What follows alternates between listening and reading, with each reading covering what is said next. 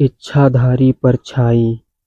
Hello दोस्तों, अगर आप हमारे चैनल पर नए हैं तो प्लीज़ चैनल को सब्सक्राइब कर लें और प्लीज़ कहानी पूरी ज़रूर सुनिए।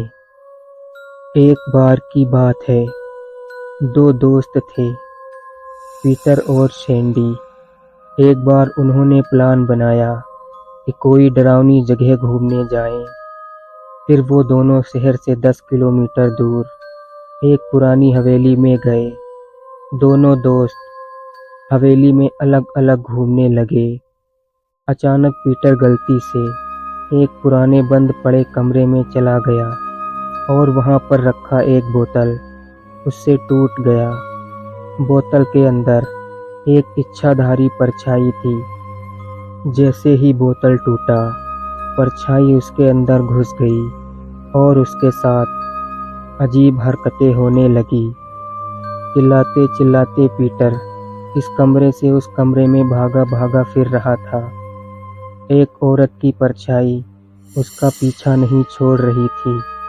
पीटर की चीख सुनकर उसका दोस्त आवाज की ओर भागा, मगर परछाई ने उसको भी दबोच लिया। ये दोनों दोस्त घूमने आए थे और खंडर में फंस गए। सैंडी ने परछाई की गिरफ्त से निकलने की बहुत कोशिश की, पर निकल नहीं पाया। दोनों दोस्त बुरी तरह से फंस चुके थे और फिर परछाई ने अपना तांडव करना शुरू कर दिया। परछाई इच्छाधारी थी, वो किसी भी रूप में आ सकती थी। रात के 12 बजे परछाई ने पीटर और सैंडी को अपने जाल में फंसा लिया। उसने उन दोनों के साथ शारीरिक संबंध बनाए। तब जाकर परछाई के नए रूप का समय खत्म हुआ और वो अपने पहले रूप में आ गई। इसके साथ ही उनके रूह में समा गई। अब वह परछाई और भी शक्तिशाली हो गई।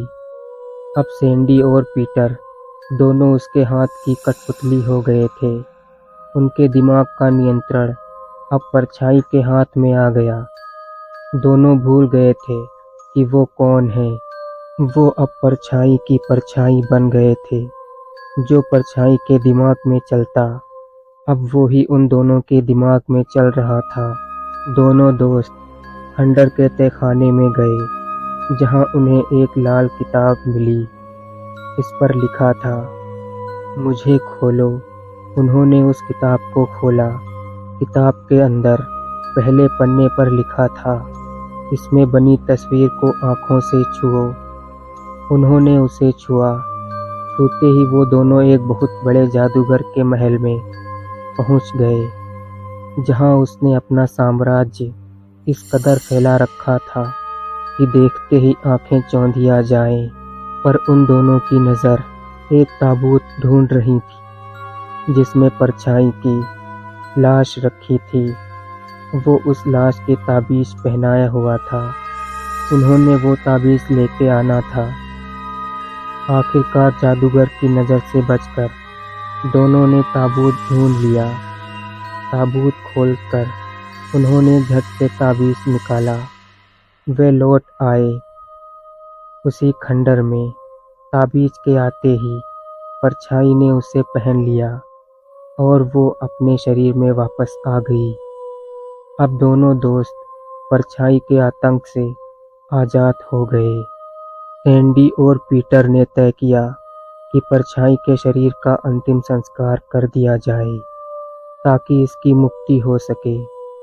और सब काम निपटाकर वे अपने शहर लौट आए और उन्होंने वादा किया कि अब वो वहां कभी नहीं जाएंगे।